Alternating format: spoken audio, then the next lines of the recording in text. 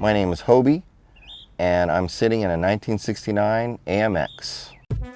AMC started building the AMX in 1968 and went through 69 and 70 and produced just under 20,000 cars in those 3 years, so they're pretty rare. Well, they started putting the AMX logos on a lot of cars at AMC, but they're not technically AMXs. The Javelin AMX, Concorde AMX, Hornet AMX. We use the X on the Pacer, a Gremlin X, Hornet X, Matador X, but there were only 3 years of the actual AMX, which didn't really have a name. It was just considered an experimental for 3 years. The AM is just American Motors, so the X is actually the designation of the car. The AMX was a car that I saw when it was brand new, when I was 12 years old. And I just fell in love with the hood, the way the car looked. And as I got older, I wanted to buy one, but 17, 18 years old, I couldn't find any of these cars. That's why I kind of got into Mustangs instead, you know, because they were easier to find. It took me over 4 years to find one that was the color that I wanted. It was Alamosa Aqua, which is super rare. It happens to be my favorite color. They were only special order, so there might be less than 100 of these made in this color. It had the 390 Go package with the disc brakes and shoulder harnesses, you know, larger radiator and battery and a twin grip rear end. At that time, I had a fastback Mustang, K-Code GT, that was really nice, and I actually sold that because I bought this. And at car shows, this car draws a lot more attention and wins more trophies than my Mustang ever did.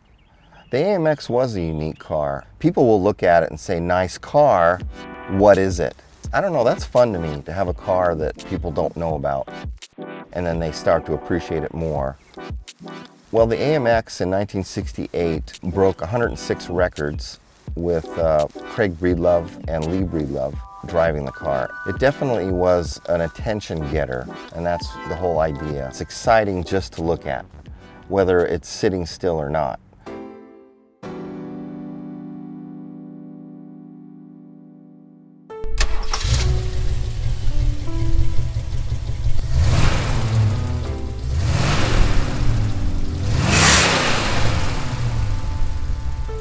Well, the AMX 390 was rated at 315 horsepower, but it was usually higher, closer to 320.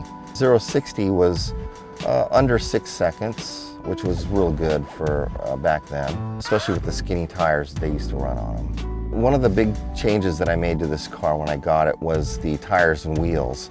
I wanted to give it that stock appearance, but still have a little bit more high performance look. So I put the skinny tires in the front, and the back tires are 12¼ inches wide to give it a fatter look in the back. This is a sports car, but it's also a muscle car.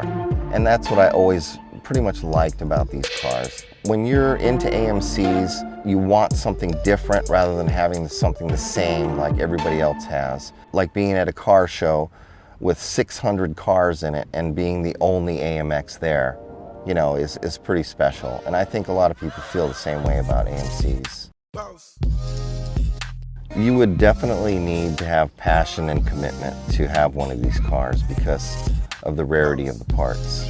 You know, these cars are worth it, you know, $40,000 into the restoration, and it would be only worth $30,000. But, you know, there's a passion that comes with that, and I will soon have a second one. I was at a car show once, and the day before I made a huge burnout, and there was black rubber all over the back quarter panel, and I was wiping it off, and the white towel was completely black, and a group of guys were walking by and saying, now you're using that car for what it was intended. It's not really easy to restore these cars.